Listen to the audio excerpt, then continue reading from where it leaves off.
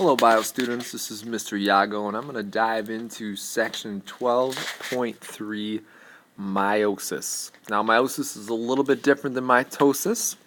A lot of the same rules apply, so it's a kind of a great review of mitosis, but it's definitely going to go into a lot more detail regarding each of these steps, and it happens twice. So pay attention, take good notes, and we'll get after it. Alright, so how does meiosis differ from the processes of mitosis? What you're going to notice right off the bat is that we actually go through the process of mitosis twice. So there's actually what we classify as a meiosis 1, and then we have a meiosis 2.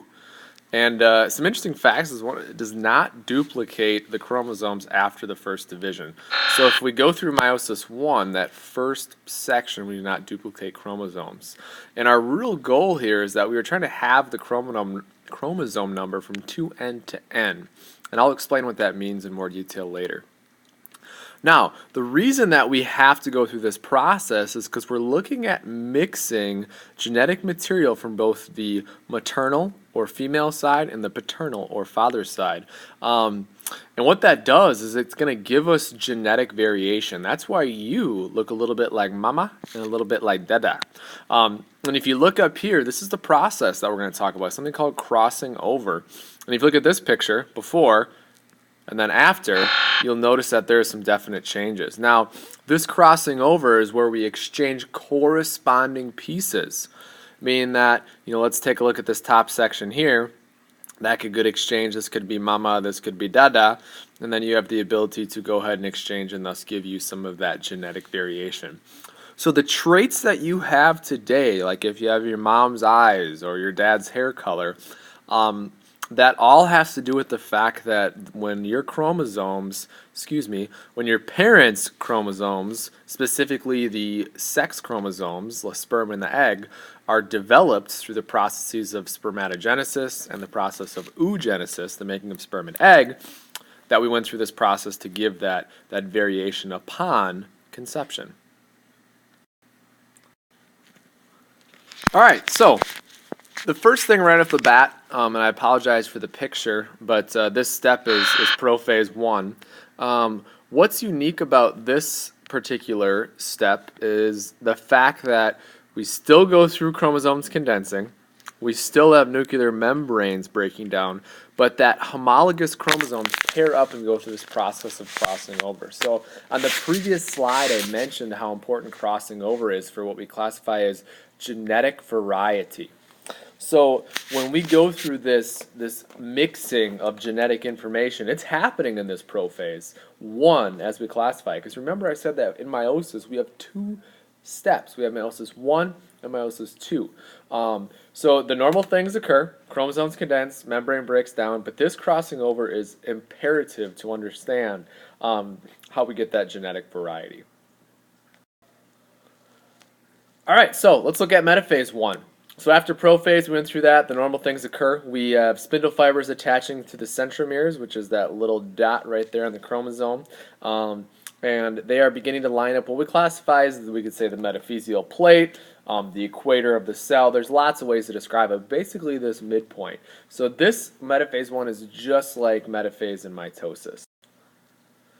Anaphase is the same thing. Now that we have our homologous pairs lined up, you'll notice that the spindle fibers that have attached are now ripping those apart and pulling them to what we classify as the poles of each side of this cell. I also want you to notice the shape is changing, because remember the end result is we want to try and make 2 cells out of this. So as it starts to expand in these directions, it will then go through the process of cytokinesis.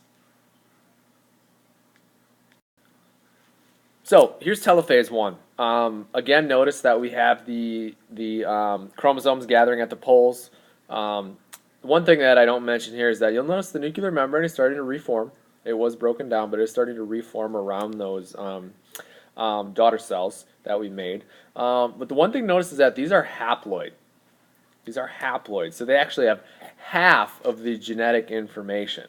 So this was full, total, and now we split it in half. So now these are considered haploid cells. All right. Also notice that this is cytokinesis, so the cytoplasm will divide. So basically the goal of meiosis 1 is to cross over, get that genetic variety, go through the process of metaphase, anaphase, and then in telophase here, we are going to break this apart into two cells and basically doubling. All right, so now we've gone through meiosis 1. Now we're going to dive into meiosis 2. And again, we start with the same thing. We start with that PMAT, that prophase, metaphase, anaphase, telophase.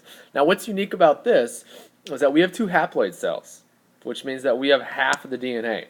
23 chromosomes set, or 23 chromosomes, excuse me, 23 chromosomes, and we have that haploid set. A total full-bodied diploid would have 46 chromosomes. But a new spindle fiber forms around those chromosomes, and centromeres move towards the poles. So they don't show it in here, but within this cell, I got it marked right here, you'd have your centromeres here, your centromeres here, and then you have your attachment site of that spindle fiber. So again, we're setting up the stage.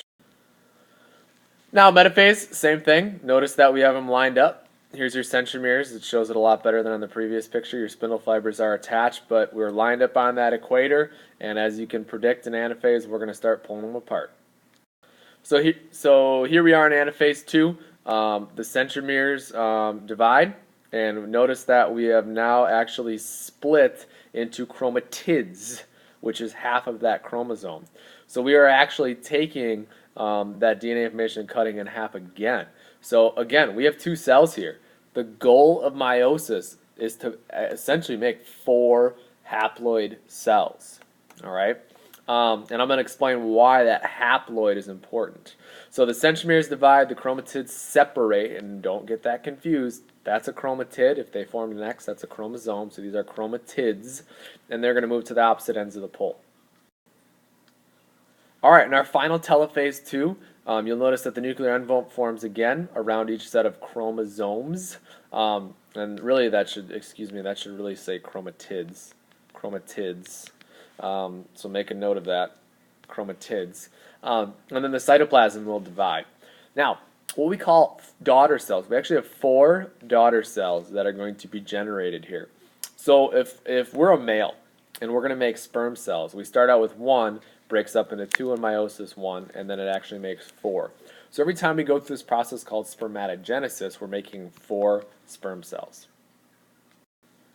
So, I'm kind of bummed out because this was supposed to animate and go through the whole process, but I'm just going to kind of wrap it up and speak to the fact that our goal for meiosis is just to make sex cells. So we're just making sperm, we're just making egg. That's the goal. The only difference is we're going to find out is that the amount of each that we make is a little bit different.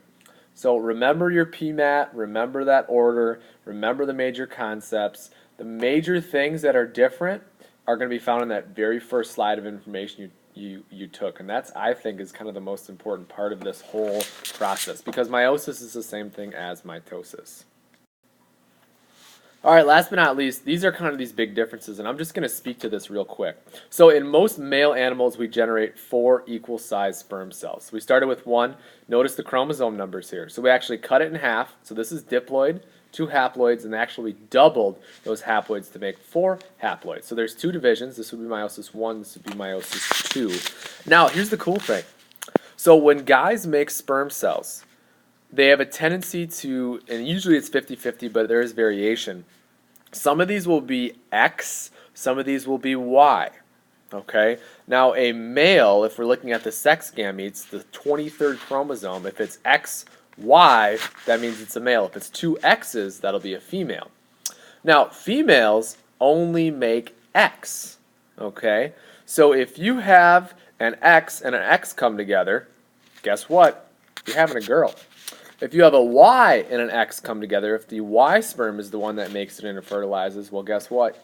You got a baby boy coming. So it's kind of cool. So basically, the father is going to determine the sex of your baby. And I know it sounds kind of weird, but it's a 50-50 shot. Either you get an X sperm or a Y sperm, whatever one makes it in and fertilizes the ovum, is going to determine what kind of baby you have.